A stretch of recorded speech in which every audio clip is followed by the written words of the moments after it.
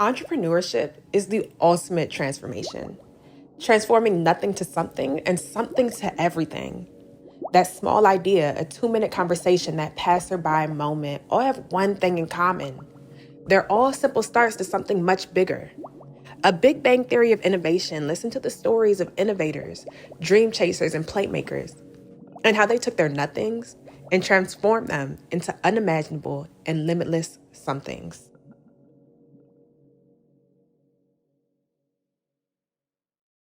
This company is my baby, and yeah, it's pretty cool.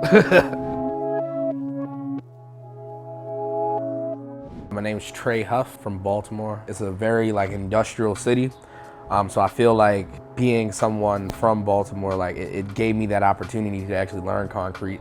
I wouldn't learn it somewhere else that didn't depend so heavily on the concrete industry or the construction industry. HuffCo is a construction company that specializes in concrete work. It started with my father, started with his father really, in Georgia. He poured concrete, and then he taught that to my father, who then came to Baltimore and started pouring all throughout Baltimore. And now a lot of people know him as probably the best concrete guy in Baltimore. From there, I'm just making a business pretty much around, what he did, what he taught me, because now I'm learning this, I'm taking on where he left off. We do concrete work, so any patios, steps, porches, backyards, driveways. We do dabble a little bit into small decks. I started it. I'm the founder and also the general contractor. I hold the contractor license with the MHIC. I get a lot of funny looks when people find out that I went to college and that I majored in biochemistry and minored in business. And they see that I'm running a concrete company, and they're like, well, you kind of, so your degree didn't really matter, did it? And I'm like, but I'm like, yeah, you should want somebody smart doing your concrete. And it takes a lot of brain power and intelligence to really do concrete. So I feel like a lot of people don't really give those laborers and things that credit, that just because maybe they didn't go to college or that they went to trade school or something. I guess the biggest impact of it would probably just be on the customer side, people just not really having the disposable income that they would need usually to get the concrete work that they want. But as far as my employees and things like that, I don't really have any problems because we're mostly family right now. We're finally at a point now where we're actually becoming profitable.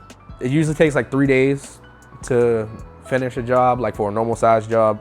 I'll come out, take my measurements, figure out what it is you want to do, is it possible, and then what's the best way according to construction principles. And then from there, that's how I really build the estimate. I look at those costs, I look at the cost of the materials. The first day we come out there, we'll rip everything out. So if it's concrete, we'll jackhammer it out or just hit it with a sludge hammer to get it out of there. If it's grass, we'll dig it out. By the second day, or usually the first or second day, we're forming it up with the wood and everything around the sides, just so we can prepare for concrete. And then usually by the third day of the job, that's when we're able to pour it, finish it, broom it and everything. And probably a few days later, that's when we'll come back, strip the forms, and everything will be perfect. We're mostly family, and then on top of that, we kind of add in a few other people who kind of grow with us, so they end up being like family eventually. Having a good team, a good team of people who are willing to grind with whatever and not complain and really just get the work done, that means a lot, because that's all you got. That's what the company is. Working with my family, that's something that comes just naturally. That's how we were taught to do it. I feel like working with the family has its advantages, where everybody kind of already knows each other's strengths and weaknesses. It's everybody has their specialty. Somebody's the best finisher, somebody's the guy that be going crazy on the wheelbarrows or whatever. Somebody is the broom guy. At the end of the day, everybody loves each other.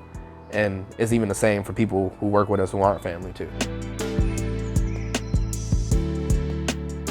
I would say the fact that I'm black and that I'm educated.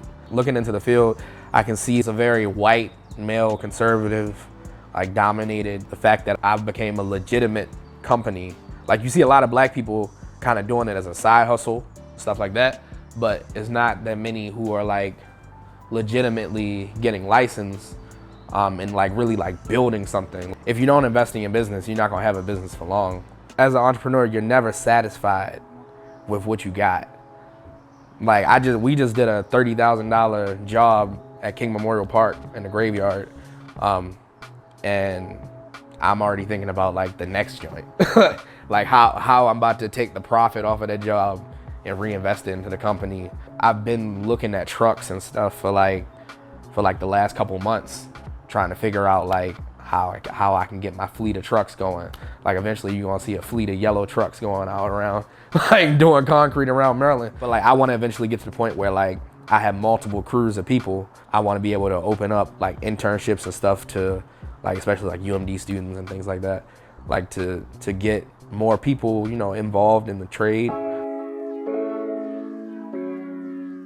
I wanna definitely focus on repairing more around Baltimore and like the surrounding communities, more than just the concrete. Like I'm really trying to like repair the communities. So one of the ways was to provide like rehabilitation programs with the work for a lot of people who like deal with like drug addiction. Also provide like rehabilitation programs for like ex-felons, stuff like that. People who pretty much the vulnerable people in our community who find it hard to get employment again. Sacrifices, yeah, made a lot of them. If you're really serious about being an entrepreneur, especially like at that moment where you first step out, because I worked for BG&E for a second as a designer, and then after that, I was unemployed for like 2 months, like a couple months. No, I was unemployed for a minute. And then, what was it? At some point, it just got to the point where I was like, you know what? Stuff like jobs that literally described me. Like it would be like, we're looking for an alpha biochemist. We're looking for an alpha biochemist who's good at taking care of plants. I would apply to that joint and it would deny me. And I'm like, yo, what? So like at that point, I just took that as a sign like, you know what? It's time. Don't compare your grind to somebody else's, especially when it's different like things. Like I can't go and compare my concrete business to somebody's clothing business. Your grind is your grind. Your story is gonna be your story. Also, I would say, don't go around asking 1,000 people their opinions and then get surprised when you get 1,000 different answers back. It's more useful to get a few really good opinions that mean a lot to you. Your vision is your vision, and don't get discouraged because somebody doesn't get your vision. Because if they did get it, they probably would have done it before you.